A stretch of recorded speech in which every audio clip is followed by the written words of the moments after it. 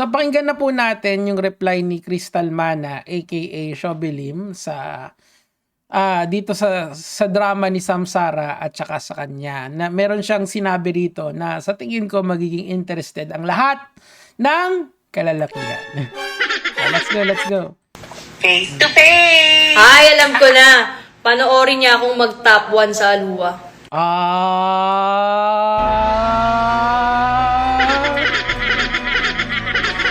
May face to face, may PSP na yan, pangil sa pangil, meron din B2B, bold to bold.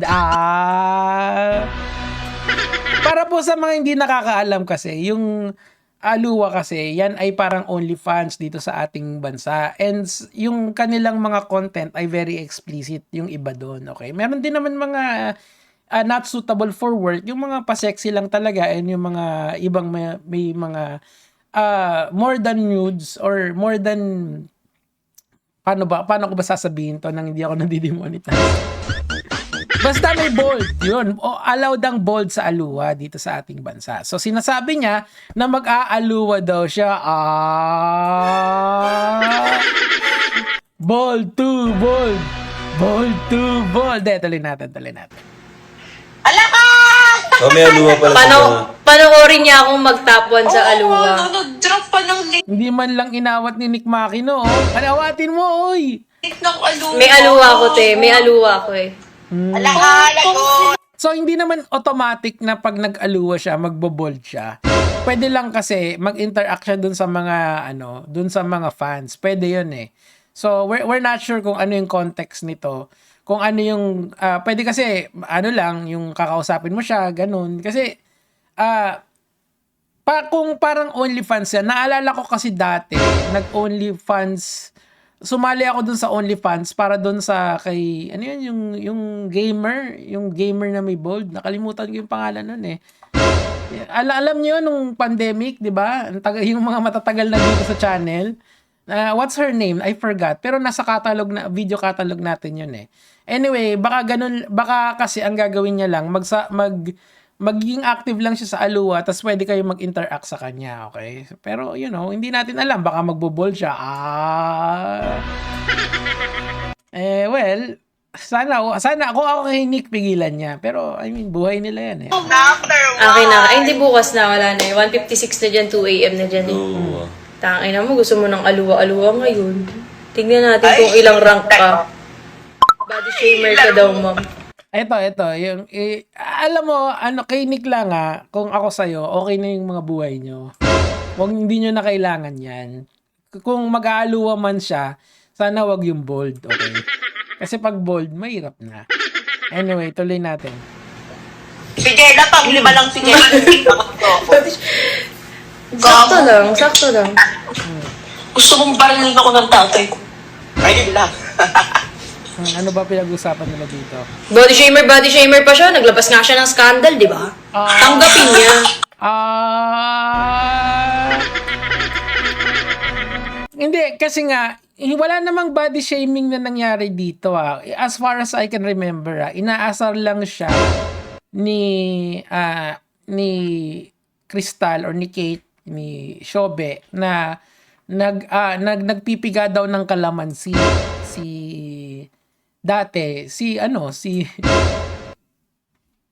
nagpipiga ng kalamansi yung dating asawa kasi ni Bugay si Samsara. So, yun yung particularly inaatake ni Shobe. Pero tama naman siya. At this point in time kasi, mahirap nang ipagtanggol yung katawan mo kung binabalandra mo ng ganyan, 'di ba? Kasi sa kasi natin, sa yung karamihan sa atin kasi hindi naman kasi tama talaga na ilathala mo yung mga bold mo. Although totoo lang, marami naman sa inyong nanonood ng bold. Wag tayo magbiruan dito, 'di ba? Pero ang pino-point out lang ni Crystal dito, wag kang magmataas kung nagwo-bold ka, 'di ba? Parang it's part of yung the game. Parang si Nick, 'di ba? Inaasar si Nick na hindi magaling mag-rhyme. Bakit? Kasi nga nursery rhyme kasi nga rapper siya. Ganun talaga 'yon. Ganun din 'yon sa pagbo-bold. kung ang publication mo is bold, talagang people will criticize you. And I think nasa tama naman si Crystal doon, kahit na si Kate doon or si Shobe doon, kahit na medyo harsh yun. Ay, well, ganun talaga. Tuloy na. Tanggapin niya. Parang Hindi mo naman siya binody shame, te. Kaya nga, ewan ko doon, baka yun sa baka sa... Mga tao naman nag-body shame sa kanya. True. Oo nga, hindi, in fairness naman sa kanya, yung kalamansi yung inaano niya.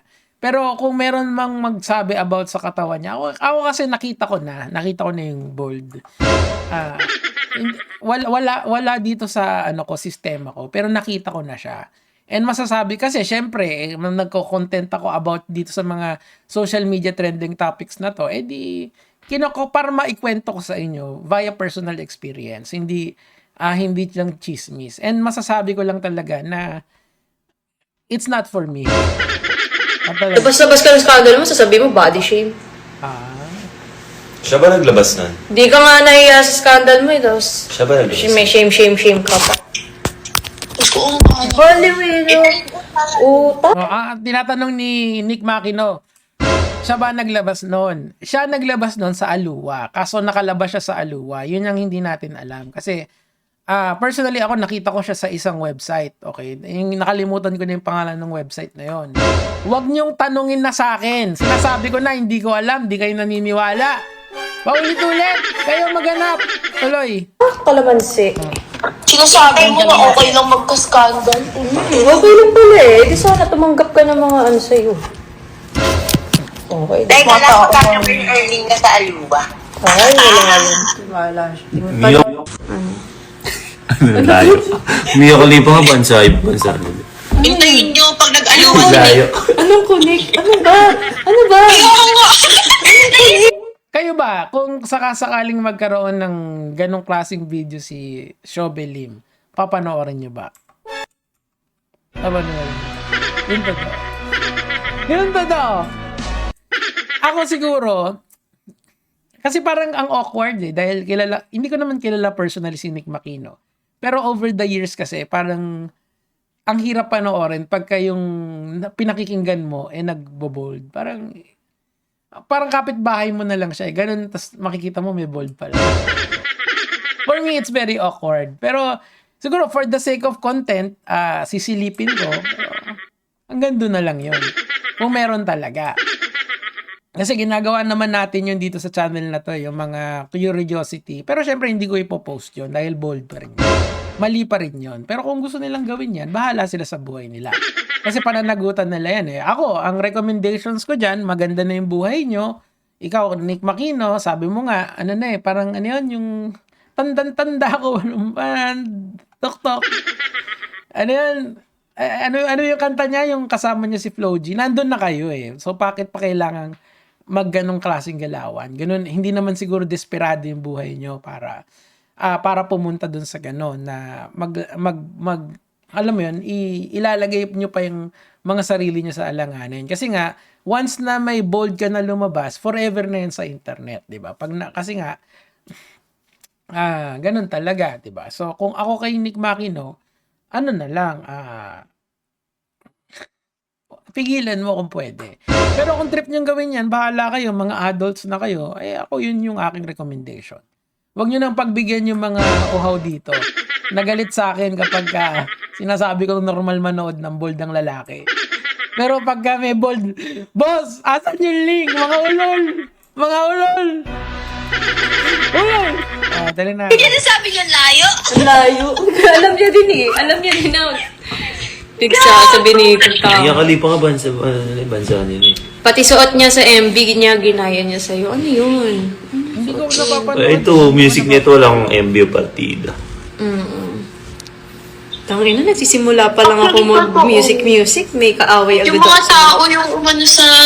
May music video na rin. Siguro lang to. Siguro parang, I don't know kung scripted yung beef nila. Pero okay din kasi napag-usapan. Ayun, ako, nagpapasalamat ako kasi kahit pa paano kumita ako sa kanila, di ba?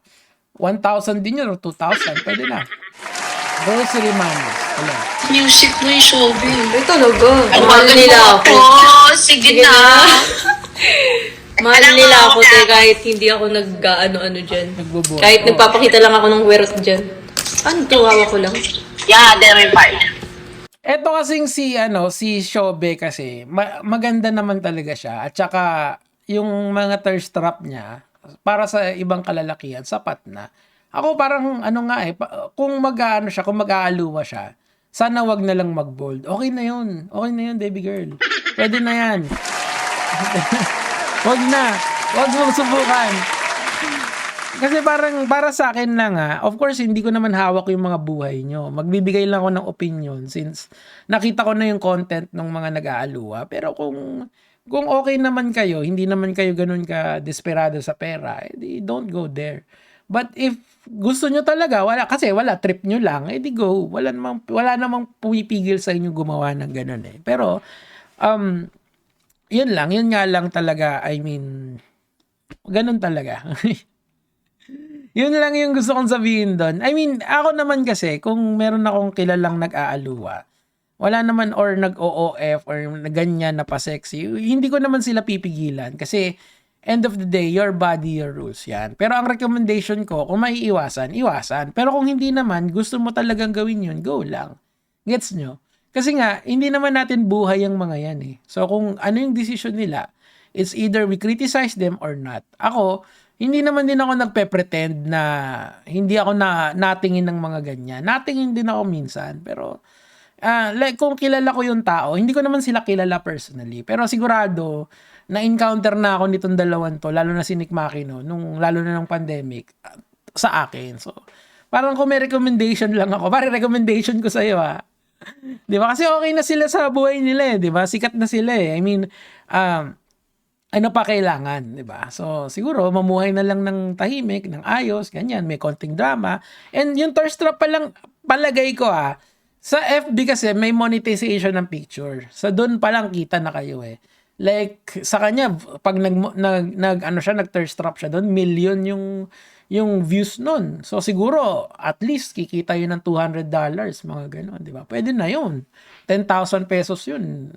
Hindi lang, parang 12,000 na ba? Hindi ko alam kung magkano na dollars ngayon Pero I'm just saying na paldo talaga pagka may pangalan ka na sa social media. So, hindi na kailangan mag-bold pa muli. Ngayon, kasi may nagsasabi na may bold daw si Crystal Mana or si Shobe. I don't know.